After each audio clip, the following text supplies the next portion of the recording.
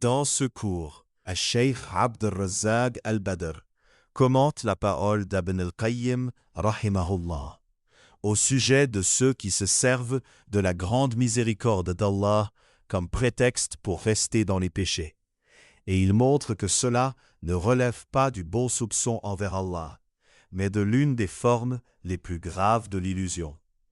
Ibn al-Qayyim rahimahullah rapporte l'argument de certains.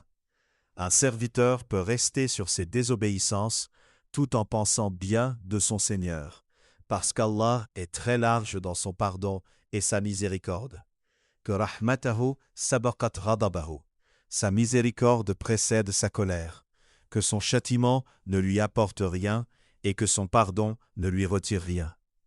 Il répond qu'Allah est certes bien au-delà de tout ce que l'on peut imaginer en générosité et en miséricorde, mais qu'il est aussi Al-Hakim al-Alim, Al-Aziz al-Jabbar, Shaddid al-Iqab, le sage, le savant, le tout-puissant, le contraignant, dur en châtiment, et qu'il ne met pas l'obéissant et le désobéissant sur un même niveau. Le cheikh insiste sur le fait que Hasan al-Dhanna billah ne se construit pas en regardant seulement les noms de miséricorde, comme Al-Ghafour, Al-Rahim, Al-Tawwab, mais en tenant compte également des noms liés à la justice et au châtiment, comme Shaddid al-Iqab, Sari' al-Hisab, Al-Muntaqim. Si le bon soupçon ne s'appuyait que sur la largesse de la miséricorde, alors le pieux et le pervers, le croyant et le mécréant, l'allié d'Allah et son ennemi seraient tous semblablement dans le bon soupçon. En réalité, celui qui s'est exposé à la colère d'Allah, a violé ses limites et s'est installé dans le haram, ne sera pas sauvé par la simple phrase « Allah est Ghafour Rahim », pardonneur, miséricordieux, tant qu'il persiste dans le péché.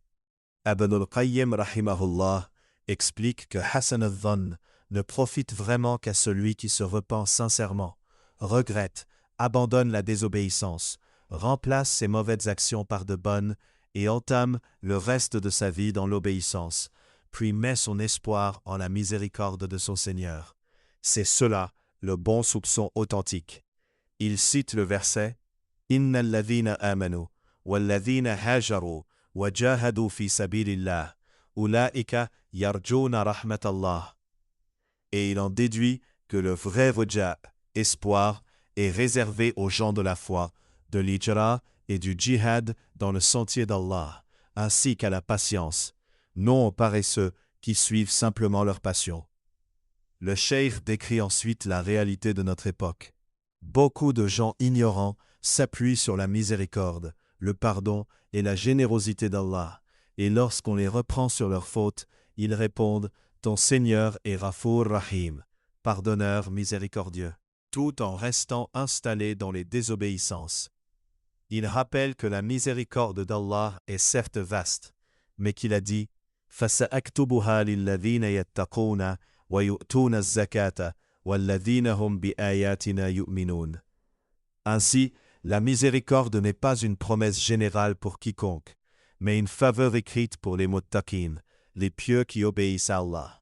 Puis il rapporte la parole marquante d'Al-Hasan al-Basri, rahimahullah. Inna qawman alhathum amani al-maghfira, hatta kharaju min ad-dunya bila tawba. Yaqulu ahaduhum ahsanu adh-dhanna bi rabbi, wa kadhab law ahsana adh-dhanna la ahsana al-amal. Le cheikh en déduit que le croyant réunit Hasan al-Dhann, bon soupçon, et Hasan al-Amal, bonne action, alors que le pervers réunit mauvaise action et sentiment de sécurité vis-à-vis du châtiment d'Allah, ce qui est une insouciance très dangereuse. Il évoque également l'attitude des pieux prédécesseurs, as-salafus salih.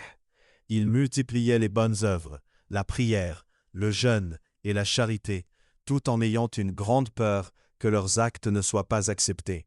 Ils ne se laissaient pas tromper par leurs œuvres et ne se voyaient pas comme parfaits. Au contraire, ils accusaient leur âme, se voyaient toujours déficients et avançaient entre le khawf wa raja, crainte et espoir. Pour renforcer cet enseignement, le cheikh mentionne plusieurs hadiths de menaces. Le hadith de l'homme qu'on amène au jour du jugement, jeté en enfer, dont les entrailles sortent et qui tourne autour d'elle comme l'âne autour de la meule, parce qu'il ordonnait le bien sans l'appliquer et interdisait le mal en le commettant. Le hadith des prêcheurs dont les lèvres sont coupées avec des ciseaux de feu, parce qu'ils commandaient le bien et s'oubliaient eux-mêmes. Le hadith de ceux qui mangeaient la chair des gens par la médisance, al-ghaiba, et qui seront punis avec des griffes de cuivre, lacérant leur visage et leur poitrine. Enfin, il explique que le but de ces textes n'est pas de plonger les gens dans le désespoir, mais de briser l'illusion de ceux qui se rassurent par un « Allah est Ghafour Rahim », tout en vivant dans les grands péchés.